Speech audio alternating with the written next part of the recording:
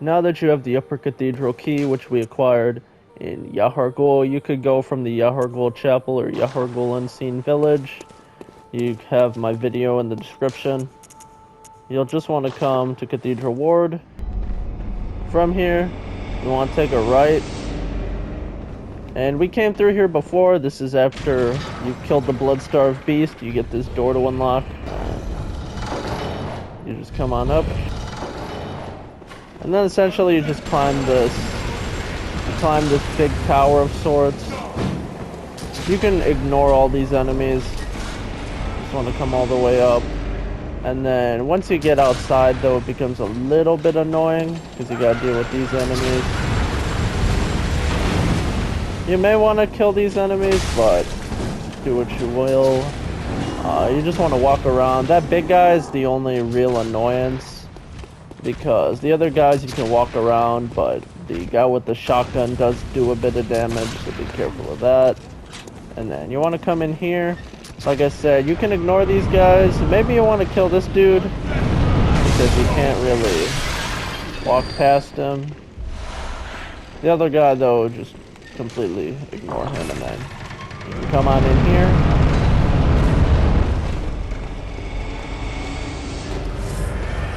Then just take a left. There's gonna be a lot of these like worm creatures. Where's another one? Oh, blue elixir, that's useful. You'll find a few of these guys just like in Cathedral Ward.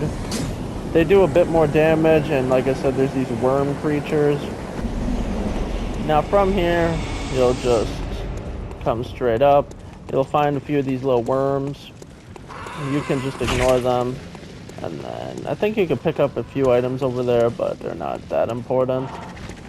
Over here, I mean, you'll probably have to kill this guy because he's sort of in your way.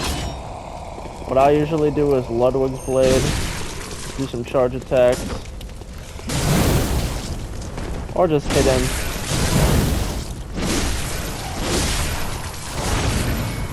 But the charge attacks are the way to go in my opinion. And then once that's done, you'll need to just walk nice and slow behind this guy. If you have a blood gem that's like fire or lightning, then that'll keep things quick. Or you could just equip some, you could use some paper. I'll just use bolt paper, because normal attacks deal very little damage to these guys. With the paper, you'll deal like double damage. Over here, you're going to want the choir set, because that gives you very high arcane resistance, which is sort of invaluable for bosses like Mikolash. Then again, you also have the student set, making the choir set kind of useless. Once you get over here, you just want to come down.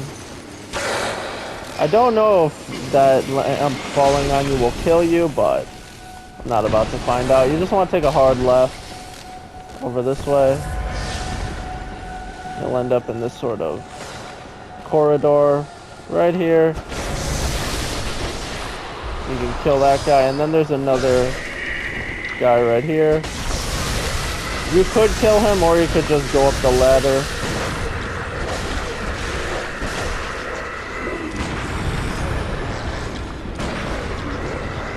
Usually when I'm fighting these guys, I would highly recommend that you fire your gun when you're running very low on stamina, so as to stun these guys so they don't grab you. And then there's a few of these guys here, so be very careful of that. And then you can go through this corridor, grab quite a few insight. And then I'm just gonna pop this. But this guy, they're always going to try and grab you. Wow, okay.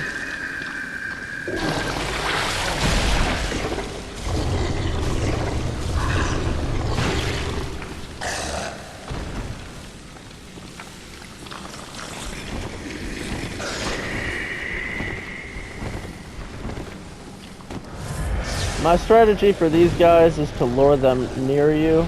So you just want to have them fire their little beam, and then so once they fire that beam, they should be coming right towards you. Wait for them to do that grab attack, and then you get some free hits in. Try and keep them by this doorway, and that'll be good to go for you. So you can grab a decent amount of items. The blindfold cap is the headpiece of the choir set. Right over here, you can open up this door. It's sort of a shortcut. And so as you can see, there's this shortcut right here. And then you'll just come all the way back out. If you want, you can use the old hunter's bone to make it a little easier for you to dodge these enemies. Otherwise, what I'd recommend is this guy. You just want to shoot him in order to sort of lure him out, because there's actually a second one that'll come follow you. So wait for him to do his grab attack. You just want to stack him. Try to kill him with one combo, but if you can't, it's alright. And then right over there, as you can see, there's another one. Be very careful of him. So yeah, once you've sort of lured him, you just want to start attacking him.